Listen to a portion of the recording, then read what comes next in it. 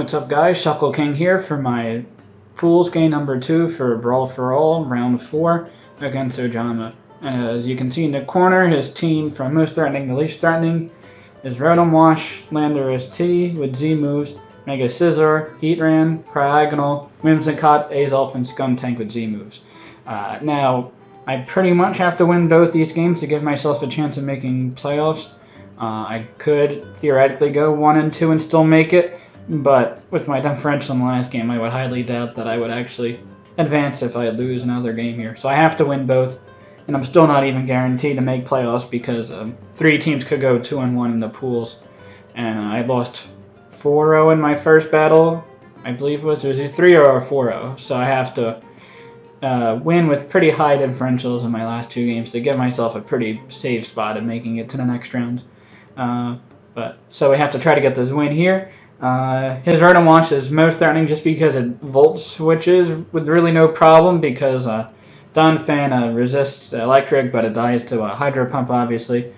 So really only my Venusaur takes on the Rotom Wash pretty well.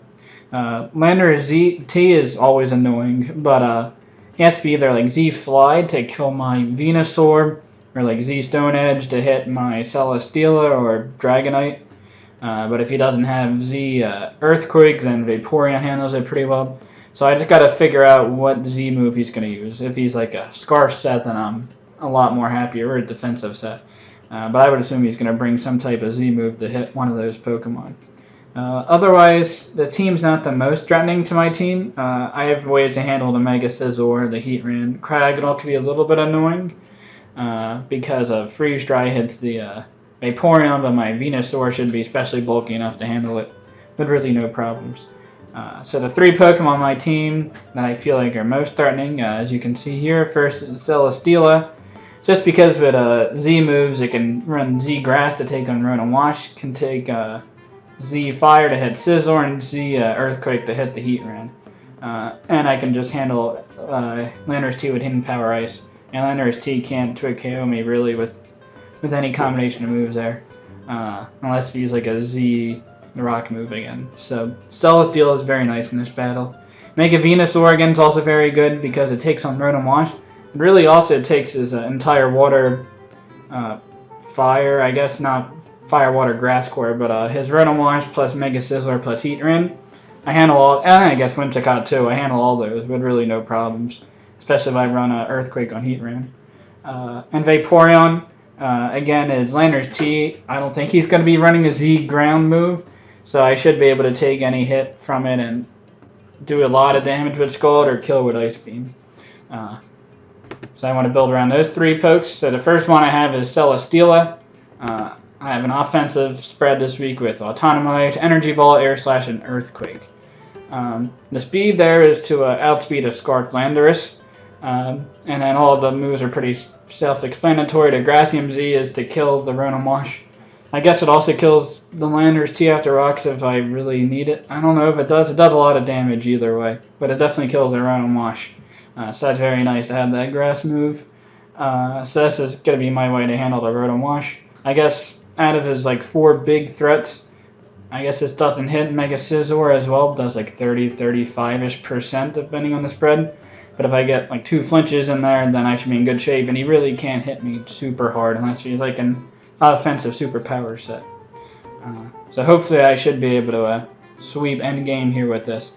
Even though with a timid set and minus attack nature, Earthquake still does like 75-ish% to Heatran, so that should be enough damage. Hopefully get a little bit of chip on it throughout the match. Next I have Mega Venusaur, who's a very especially defensive spread with some speed. So the Venusaur can live 2 Magma Storms from offensive Heatran after Rocks. And I can Synthesis stall it or hit it with a lot of damage with Earthquake. Again, even with the minus attack nature, I still do like 60-70-ish% to Heatran. So that's very cool. I also, with the speed, I outspeed a min speed Rotom, which I can definitely see him bringing a defensive Rotom to this game. So it would be very nice if I can Twig KO without getting Will-O-Wisp burned. That wouldn't be the end of the world again for Mega Venusaur. But running this speed also allows me to outspeed, say, a no-speed Heatran or a no-speed Mega Scizor. which are some things he could bring. And then the rest is to a physical bulk to take on like Landorus T a little bit better. Notice as in my primary answer to Landorus T, it would be to Vaporeon, who's max defense and a little bit of special defense. So this amount of defense lets me live a +2 Earthquake from Landorus after rocks, and I can do like 70% with Scald. So that's me enough damage for the rest of my team to handle it pretty well. Very standard moves pool here. And I also live 2 Thunderbolts from Aegislash if he's a especially offensive set, though I don't take 2 Life Orb hits from it. So he's got a much effort Life Orb Aegislash. Next, to complement the 3 pokes I said were the big threats, I have Dragonite with Dragon Dance.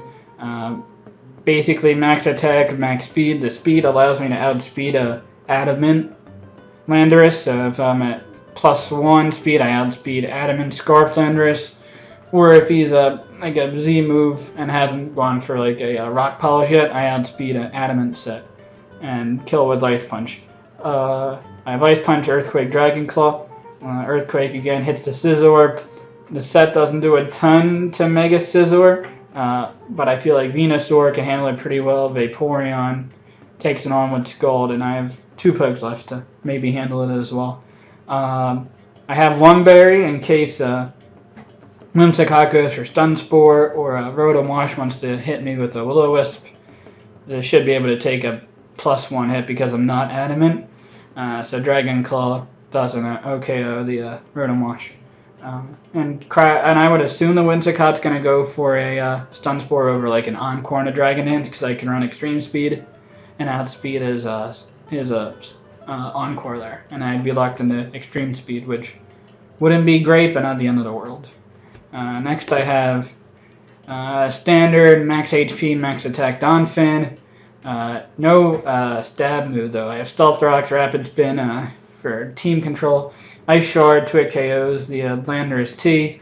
So Landorus T shouldn't be a problem as long as I have my Donphan to revenge it or beat a 1v1. And knockoff hits the Cryogonal and the Aegislash. I take any ice hit from these mons with the Yachi Berry. So I should be able to surprise them with a knockoff, and knockoff plus Ice Shard should knock out both of them. And the last poke I have is Choice Specs Mismagius. Now he does not have a good answer to this outside of Stun Tank because Shadow Ball basically 2-hit KOs his entire team unless he has some special defensive or Assault Vest mon.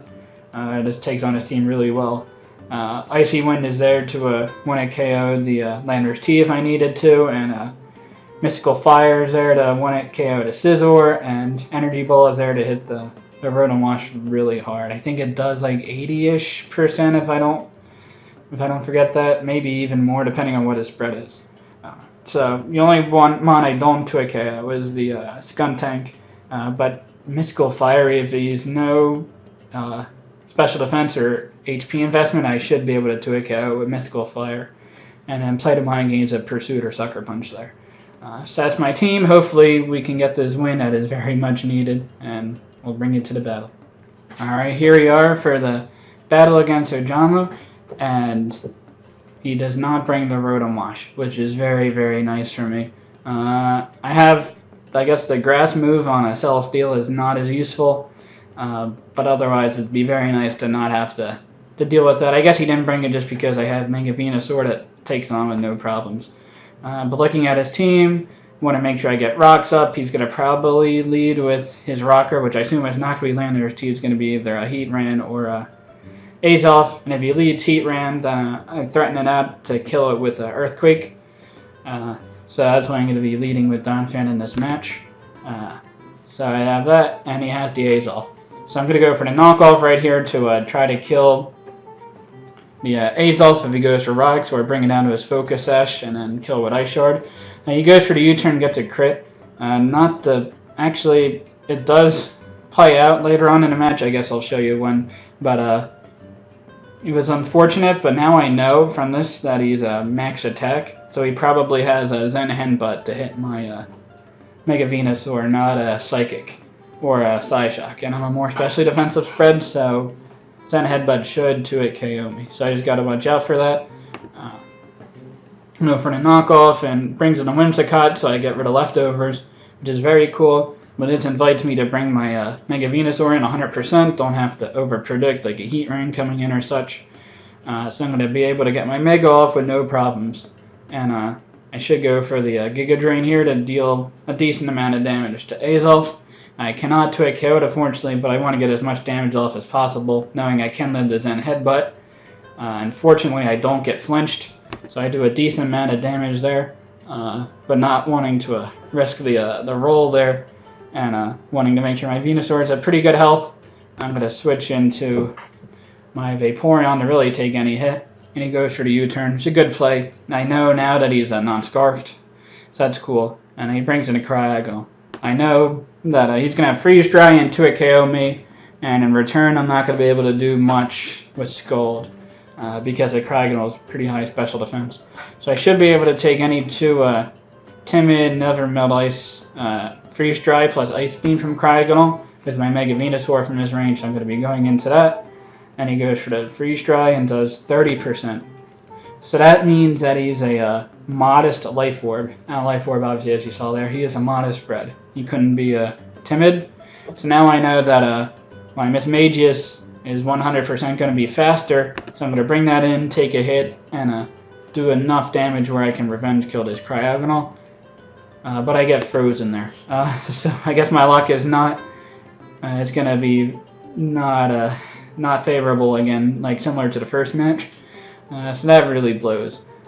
So now I gotta find a way around this Cryogonal. It's a lot bigger of a threat now because I don't have my rocks up. And as I said before, the damage with the crit when a Donphan was pretty bad is because he's pretty favorable for him to kill me with an Ice Beam on my Donphan. But if he didn't get the crit, I would 100% live the hit. I guess I could be frozen again, but so I got to figure out a way to get around this Cryogonal. So I hopefully stay in, get unthawed, and do a lot of damage with Mystical Fire. But I don't. He brings in his Landers, so I immediately go into Donphan, so I don't want him to set up all on me. He goes for the Rock Polish. I guess I probably would have Swords Dance there to make sure that he could kill anything, because really only the Mismagius is going to add speed the Landers at this point. So I go for Ice Shard, do a ton of damage, and he goes for the Sword Sands here. Not a good play on his part, because I can 2-hit KO it, and he thought I wasn't able to 2-hit KO it, but obviously I am. So I was very fortunate about that misplay there. Brings in a Cryogonal to threat. At this point I have to sack the Mismagius, because I don't want to risk the roll on my Donphan for no reason. And he still has the Landers around, so I want to keep that as a check to it with Ice Shard. Now I don't have anything to really hit this Cryogonal hard with my Celesteal, because I have a Z Energy Ball, Aegislash, and Earthquake. So at this point I have to hope that he either switches out, or I can maybe kill it with one of those moves. So I go for the Autonomize here, and I realize that the Z Energy Ball has about an 18% chance to kill without a bulk if I burn my Z move here, and Aegislash has the, I guess it's a 27% chance to flinch if I hit it, and it's a 30% chance if I hit it, which is a 90% chance to do. So I figured it was better for me to try to go for the Aegislash flinch here, but I do not get it. No luck on my side, and he 2-hit KOs me. Luckily, I do enough damage where he's in range for me to kill with my Ice Shard from Donphan. So I'm going to do that right here, not going to play any games, and do a nice chunk to a Whimsicott. Again, this is 100% safe switch into my Venusaur to try to get as much health up as possible. So I'm going to get a free Synthesis up. This Whimsicott has really helped me throughout this match to keep my Venusaur healthy. So he goes into his Heat Ren. He goes for the Flash Cannon. I'm not sure what he was predicting. I guess the Dragonite maybe. I kill with a crit Earthquake, which the crit 100% mattered. I wasn't able to kill with my spread because I had no attack investment. So that really stinks for him. I would have taken on this Heat Ran 1v1 with a Synthesis either way, but I guess he could have gotten crits or burned in the meanwhile there. So that's unfortunate. Unless he was like stuck into a Flash Cannon he was scarfed. I didn't really figure that out in the end there. So I want to go, and my Donphan again, 100% safe switch into his Landorus. He goes for the Earthquake here. So I can revenge kill it easily with an Ice Shard. But I figured at this point in the match that this Lanner's T had to be Z Fly. It has to be Z Fly because he wouldn't play, based on the way he was playing and saving this Lanner's T so much, he wasn't going to be a Z Rock. Because based on his answers, his Cryogonal can 2-hit KO me with Ice Beam with Venusaur. His Elf does decent damage, but I figured that his Scizor was had no way to touch my Venusaur, otherwise he would have brought that in at some point earlier in the match. So I want to make sure my Venusaur stays alive as long as possible. So I just go for the Ice Shard to kill the Lanner's T, or I could go for the Stealth Rocks, predicting him to switch and save it because his Lanner's T is so important for him winning the match. So I can get my Stealth Rocks up and kill the Cryogonal and Aegislash. And that's what I decided to do. He was sacking off his Whimsicott because that really did nothing throughout this match. It was more of a help for me because I could ring in my Venusaur every time and heal on it.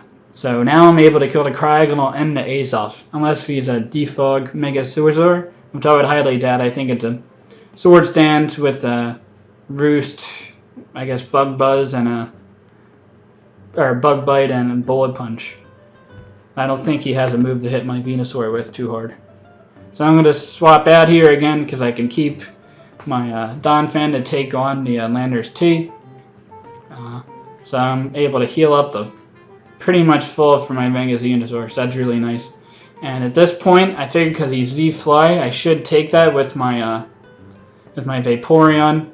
So I am going to sack my Donphan here, mainly because I don't want the special attack drop on my Venusaur, and I want to keep offensive pressure. If I'm at a -1, then the Mega Scizors could come in and set up on me, depending if he's especially defensive. He could live 2 HP fires if I'm at -1, so I don't want that to happen. So I kill the Whimsicott here with my Venusaur and don't get the special attack drop, which is very nice. So he has to go into Lanner's T. Again, very confident that he's Z-Fly, so I'm going to go to my Vaporeon, who is the least important of the 3. So I need my Mega Venusaur to kill the Mega Scizor with Hidden Power Fire.